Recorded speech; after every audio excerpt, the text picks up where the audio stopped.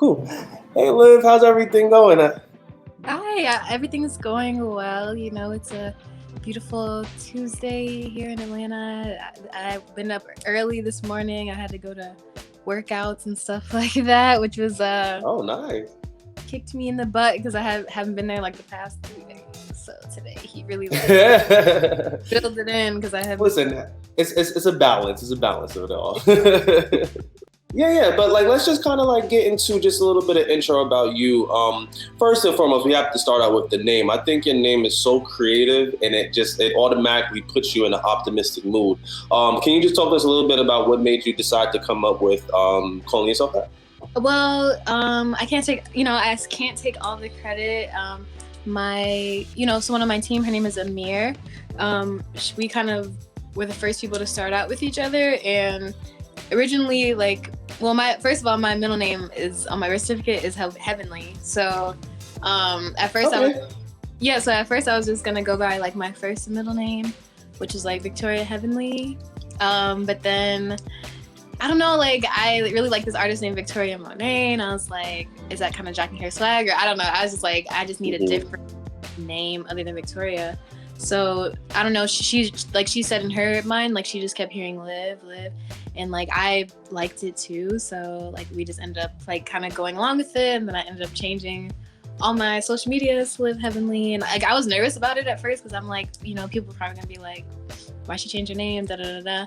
But I mean, so far I've gotten like a lot of good responses from Liv, and like people really like the name. So, but I can't take all the credit. Amir has definitely. Shout out to Amir. All right, so a little bit about your music. Kind of talk to us just about, what inspired you to want to become a recording artist, and just like your journey into where you are now.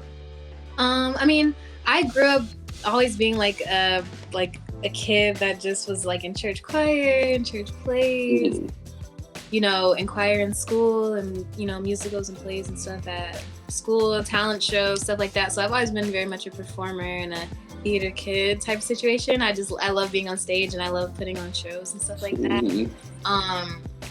But of course, like, so that's been a thing I've liked since I was little. But of course, when you like get older, and especially when it's like around that time, like when you should be graduating high school and going to college, like people are always asking you like, what are you gonna do with your life? And like always you have all these people and parents, and trying to push you in different directions of what they think success is, or like the easiest ways to success, which is like going to college, get a degree, get a job type of situation. So I did that for a little bit, but along the way, like, I mean, it just, nothing really there really like fed me or like could keep my attention enough to like want to especially spend money to take classes and learn about it type of situation, even though, I think education is important, but just like nothing there that was like, I can really see myself doing this for the rest of my life until I die. Cause like, that's pretty much what it is when you have a job. You just work until you can't anymore.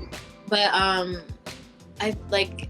was in California for school, and then I ended up coming back to Detroit, and I just got involved with a lot of friends that were in like the Detroit art scene, and I just kind of like, it was very eye-opening for me to see all these like people that play instruments and singers and actors, like really pursuing these things like very, very seriously, like going hard for them.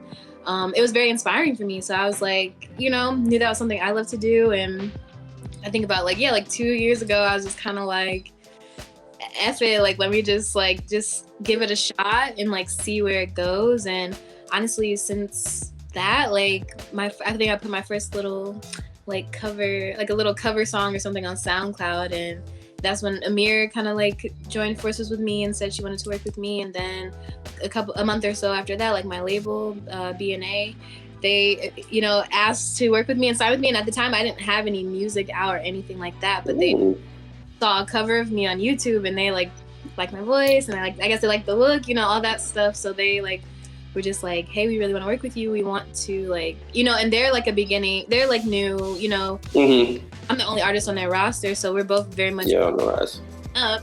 So it's just like, they saw something in me that they wanted to like continue to work with, or like, invest into me with, which I'm very grateful and thankful about. Cause, without them, like, I could have got some stuff going, but like they've definitely helped like lift lighten the load.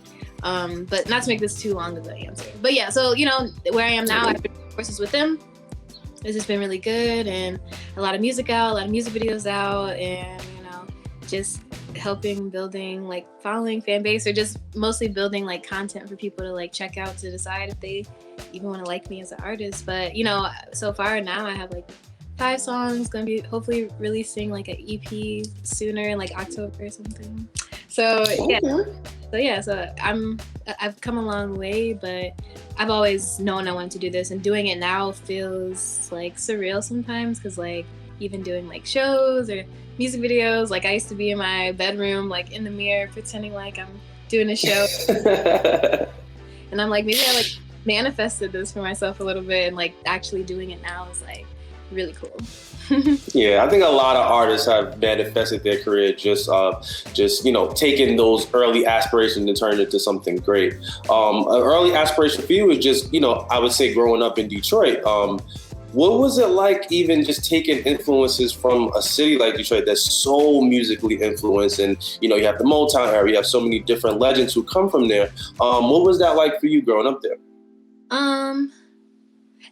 You know, like I didn't really get to tap into the really creative aspect of it until like my older years, which is like, you know, when I kind of got just introduced to the art scene of Detroit, because, you know, I kind of I was a kid. I grew up very like kind of sheltered and like didn't get out with things, no partying, nothing like that. But so, you know, like when I did get introduced to the art scene, it was just like very, very, very inspiring. I don't know, there's so much talent in Detroit, you know, still to this day. And, you know, of course we have a lot of legends, but I feel like we have definitely a lot of legends in the making that are there right now. Just like, it's just talent out the ass out there. I don't know. Sorry if I'm cussing. Like, you know, just talent, like, and everyone just like, they have it, and like everyone has their own cool sound and like swag, because I think like Detroit is kind of known for like its rappers, but there's so many genres of music that are within Detroit that, like, you know, for even friends that I have that are artists and like the kind of music they make, like I feel like they're low-key like legends in the making, you know. So I think it's definitely been very inspiring for me to like even try to dip my toe out there to try to like be, you know, a part of the Detroit art scene type of situation. But I love it very much, and it's just been very inspiring, and I take so much inspiration from different people, and like literally watching all these people are what inspired me to even like just like, let me just give it a try for real. So yeah, for sure. Yeah, and then so speaking of swag and just good music, one of the highlights that I think really just even brought us to you is the video for your song Grown. Talk to us a little bit about that. Like, that one was definitely like a eye grabber right there. So kind of just give us, like, walk us a little bit just about how the song came together, how you got into a video form, and just like the response that you've been getting from the song. So response I've been getting for the song, really good. It's definitely one of my more up-tempo, upbeat songs. I think especially for the summer, because, you know, a couple of my other songs are kind of more on like the slow vibe. Because I don't know, I'm a vibey, yeah. You know, I'm a sucker for like slow songs and like sad songs, and, you know, like upon me moving down here, like I went through a breakup, all this stuff. So, you know, like I was in the sad vibe, you know. But you know, Grown has been doing the best. But, you know, I have, you know, luckily to have a lot of people that are supporting me that are on my team, and I have like creative directors. So one of the creative directors, her name is Tadria, and she kind of like put together like a treatment for the video and sent it over. And I thought it was really cool. Like, it was kind of more like, you know, Liv, because most of my other stuff, like, I don't know how to explain it, but like, you know, this one is like supposed to be like, yeah, you know, looking kind of more like grown and like, you know, sexy and kind of like powerful and with all this stuff.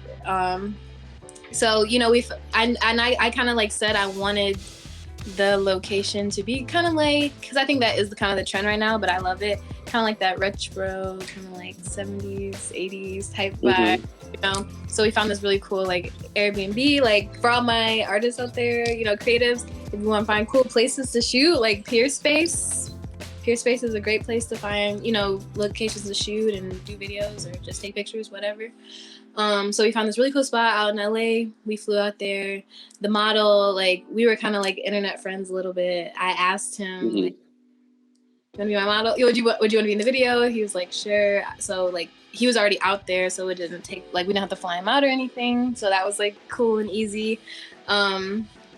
And then like, yeah, once we like got there, shot it, like, I think we did all my like outfitting and everything like out in California, and like we flew my like hair and makeup people out there so they can like give me some, they were just like running ideas about me and like by me and like what cool funky like hair and makeup to do. So I just really gave everyone else a lot of like creativity, you know, like a lot of creative freedom. Like I am pretty go with the flow. Like, you know, people try to a lot more about like just being more like, you know, just voicing my ideas and stuff like that, but I like to see people just in their element and like do what they do, you know, necessarily. And you know, I will give my little 2 cents here and there about this, not third, but I kind of just let everyone else have some good creative freedom, and I'm glad I did. I think it came together really well, and you know, I've been getting a really good response on the video, and like I think that's my favorite one. But I had like just got another video for like a song I'm gonna release in like, I think like next week. So the video should probably be out like a week or two after that. That is probably gonna maybe kind of top that one a little bit. So that actually kind of leads me into my next question, because I wanted to kind of get an idea of your music. It's very contemporary. You speak a lot about a lot of like relationships, and you're not really too censored when it comes to like the subject matter of your music. But at the same time, you have a Christian upbringing. And so I wanted to ask, like, how do you balance kind of staying true to your beliefs while also being able to talk about things you want to talk about? Like, you have a song called Get High, which is clearly, you know, we know what that's talking about. But at the same time, you know, you still have Christian upbringing and Christian beliefs. So kind of talk to us a little bit about balancing those two and how they kind of either connect or you kind of keep them parallel. You know, that's a good question. And that's something that I definitely will battle with a lot at times with my music. And like, you know, a lot of times people will come to me to like collab, but like if I know that like styling's maybe a little too explicit or a little too like vulgar, or, like too sexual, I don't have any like things against that. Like I'll listen to that type of music. But me personally as an artist, like that's just not my lane, I feel like. So I try to keep it, you know, and I do try to like keep in mind, like, okay, like, yeah, you're trying to get this career for yourself, but you also like are your parents' daughter, you know? So I try to keep it as clean and classy as possible, but also understand that, you know, I'm grown, #grown, you know? So like, there we go. Like I have my own way that I view life, and like I'm very thankful for my upbringing. I think it keeps me very grounded, and it like just keeps me from like, you know, just falling for anything and like having something to stand for and stand in. But I think, you know, and this is not to sway anyone else's views and like what their beliefs are, but I feel like our God is a very, very big God, and I feel we are all parts of him, you know? So like I feel like, not that I'm saying like, you know, I think God would like roll up a joint and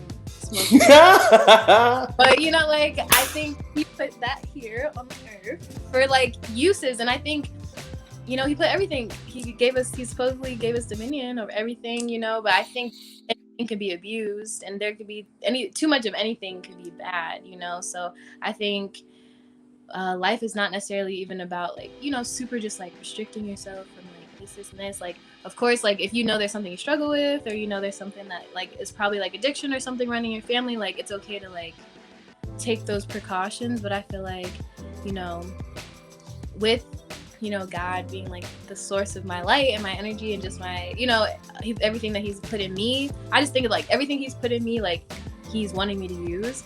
And I don't know, like just everything since I've been doing music in general has just been really like aligning and just like going very smoothly. So I just feel like, I don't know, there's just like so much things for my life that I'm like, you know, weren't the most like Christian things of me to be doing, or, you know, like wasn't very super God-centered, but like God always has Mhm. like he always has like a plan, and like that's what I've been like realizing in my 24 years of life. Like so I always Mhm. ask why or why is this happening, but then like when you kind of get to a certain point and you look back on things, you're like, oh, that was God, you know, like that was God, and like he Mhm. really ordering my steps. So I don't necessarily think he's like, girl, why are you talking about getting higher? You know, like I don't think he's pissed at me. I think he's like, he already knew, like, you know, like I said, like I already knows everything. Like I think he already knows me. He knows my personality. He knows what things I like to do, what things like, whatever. So I don't think he judges me. I think he just, I think church people definitely probably judge me a lot more than God does. But I've kind of just learned to turn that off a little bit. Even like, and my parents are in full support, and that helps me out a lot. Mhm.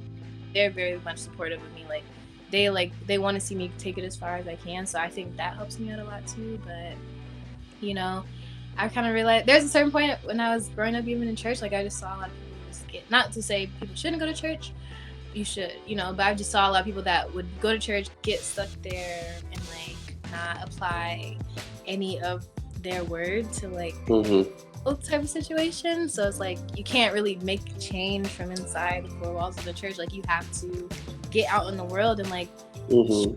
that light about you. So like I think, like I guess to make a long-winded answer, sure, like I do try to keep it as clean and classy as possible, because I don't want my light to be overpowered by a lot of like just darker things or like explicit things, but I realize, it's okay to have like a balance. Like everyone has a balance, and like no one's perfect, so I can't expect myself to be, or like people shouldn't expect me to be.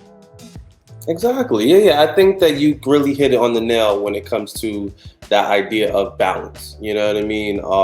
But one thing I do want to ask, I know that, as with everybody, like we've all kind of gone through obstacles and gone through hard times. Is there any one in particular that you feel comfortable sharing, that you feel like fans would want to know and can kind of like take from and kind of use to kind of better their own lives? I guess I could share like a philosophy I have that's just been helping me get through tons of hard times. Honestly, like Mm-hmm. somebody and like feel like, oh, they have everything together and like their life is perfect, but we all really go through something. So my philosophy with life right now is just like really to roll with the punches. Like it sounds very much, it is what it is, but like I think life is never gonna be at 100% ever. Like things can be, but like you don't know what good is unless you have what bad is. So it's kind of like so it's kind of like I just kind of roll the punches. I don't take anything personally anymore from people. I realize everyone is their own individual, and everyone's trying their Mm-hmm. best to figure out what their purpose in life is and like what they should be doing. And like just as much as I'm viewing my reality, so is everyone else. So like everyone's just doing what they feel like is best for them at the end of the day, and I can't take that personally. Like I'm gonna do what I feel like is best for me.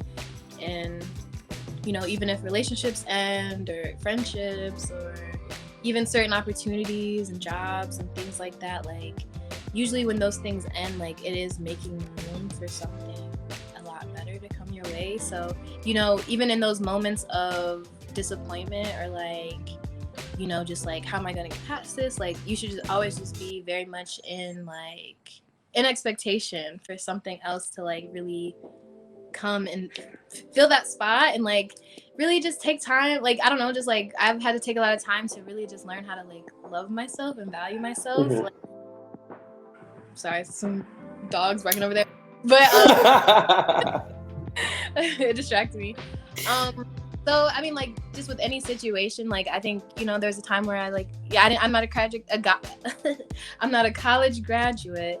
I really wanted, that was something that I would place a lot of value in, and like thought that would make me more of a valuable person. And like I said, I think education is very important, but I think what I'm doing right now is actually serving myself a lot better, serving 100%. people better. Like I said, relationships have ended, but and it's hard, like I'm a hard lover, and like you could tell with my song, like I'm very much like love very deep. and very strong, like very loyal. And I've done that to my own demise. And I think just a nugget of wisdom to both men and women, like just don't lose yourself for anybody. Like most of the time it's not worth it.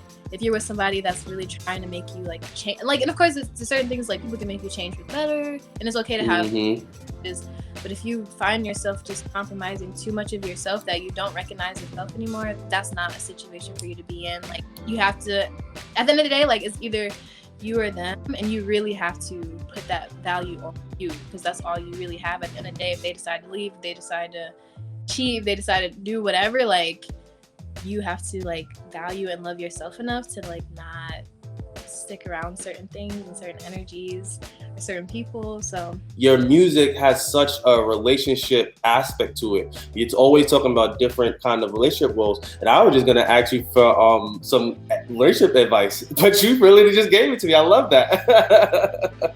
Real, like, I can't stress it enough. Like, don't lose yourself for anybody at all. Like, just bet on yourself at the end of the day. Like, it's good to be in love, and we all seek companionship. Like, we are all meant to here. We all are meant to be in community and, you know, be with one another. But at the end of the day, like, if you're not valuing yourself and really like loving on yourself to know what you do and don't deserve, because I've been there, like not thinking much of myself, not having much confidence, not, you know, valuing or loving myself at all, and like thinking I would find it in this man. And you know, I was disappointed, but like I did kind of grow strong in the situation. It did show me how to like, okay, like I need to value and love myself more. But you know, that's all I can really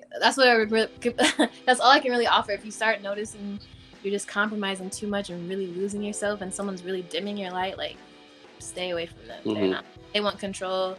That's not healthy. Like you should be able to experience each other. Like that's what I kind of view relationships as. Like you're living your own experience in life and reality, and you're allowing me to experience you experiencing life, you know? So I don't feel like it's right to come in and try to be like, oh, you need to do this, you need to do that, you need to change this and this and that by yourself. Of course, you need to respect each other, and like it's okay to have boundaries and things like that. And it's literally, like, okay, another thing, it's okay to have boundaries. It's okay to have boundaries. If someone can put up with your boundaries, there will be someone that will, babe. Like, it's okay. Like, don't make someone make you feel like you're doing too much, or you're asking for too much, or, you know, you have too high standards. You should have fucking high standards. Like, you should want the best of the best for yourself at all times. So, yeah. For sure. One question I do want to ask, being that you are from Detroit, there is a Detroit legend right now who is having a bit of a week. Aaliyah, her music is finally being released on streaming services. What do you feel about that? Do you think that like, was she one of your inspirations, or like what do you think of the move and just her actual music legacy making it to a new generation right now?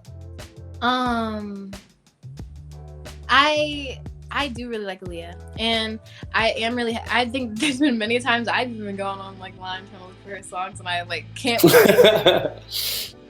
So I'm personally excited to like have those, you know, at my disposal, you know, on my streaming services and everything like that. I think a lot of people, and I think it might just because we're both from Detroit, and we're both like, you know, light skin girls that are like singers, kind of performers kind of girls. I get a lot of like, people are like, oh, you're like the new age Aaliyah.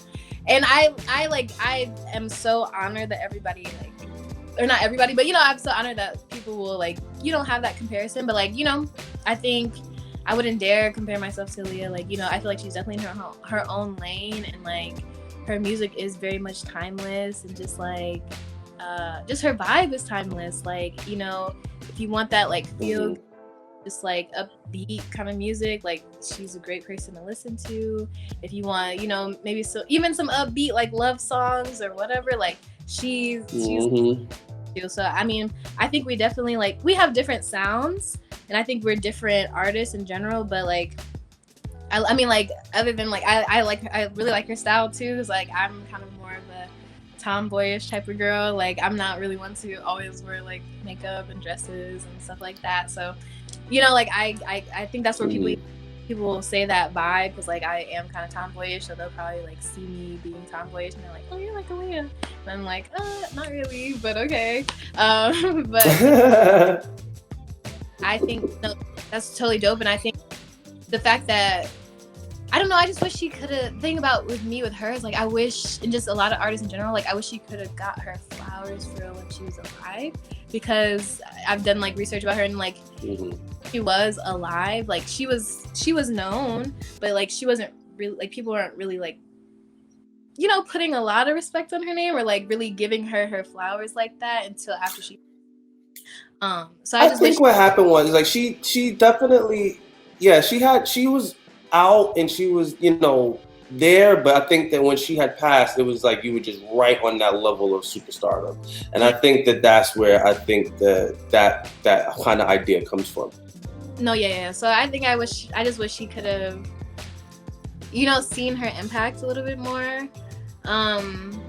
But yeah, I think it's really cool that, you know, I think it's cool that she's from Detroit, and like she is someone I take inspiration from, like as an R&B artist, because there hasn't really been many R&B artists as a, you know, as it relates to Detroit, that have kind of made it out and made it big. So, you know, I hope I can follow in her footsteps in that way. But I wouldn't say I necessarily like try to be like Aaliyah or anything. But I think, you know, she's an amazing artist. She, like I said, she has timeless music, a great performer. That's something I look up to her about too, because I want to be a performer myself. So, you know, I'm glad that getting recognized, and like she is, even though it's like, you know, after she's gone, I'm glad she is still getting her flowers, and I'm definitely glad that we're gonna have her music on the streaming platforms, so I can like stop just going to YouTube for it or something. Like everybody else has. Okay. So one last question I have for you, and this is a bit of a fun one, and it kind of course goes back to Detroit. So it's my first time in Detroit. I'm new to the area. What are the 3 places that you are going to refer to me that I have to hit up? I'm gonna leave it at you. I'm gonna say, like, you should definitely visit one of the lakes, like one of them, just like one of the lakes. And I think, okay, well, I guess it's more so Detroit than like just Michigan in itself. So I guess Detroit, like, I'm just gonna tell you, it's kind of basic, but like, to be fair, like, it's not like super a lot of things to do in Detroit per se, like unless you're like downtown. But, you know, definitely like hit up, you know, and this could be like a pre-COVID type of list, but, you know, like the Detroit Tiger Stadium, super. I think that's super cool. Like or Little Caesars Arena, Little Caesars Palace, Little Caesars Arena. You know, if they have a show or something there, like I think that's a fun experience to have, like, or just a cool place to go. It's like just a cool place. What else? I really like. Or like, yeah, like go to Belle Isle. Okay. And like just the Riverwalk. Like, I don't know, I like outdoors. Me personally, like I like outdoorsy things. I think Belle Isle is beautiful. I love walking on the Riverwalk across like the bridge where you see Canada, like right across the water. So okay, those would be kind of my things. Like, yeah, like hit up the stadium, go to Belle Isle, and drive around. And I think there's get a lake in. Yeah.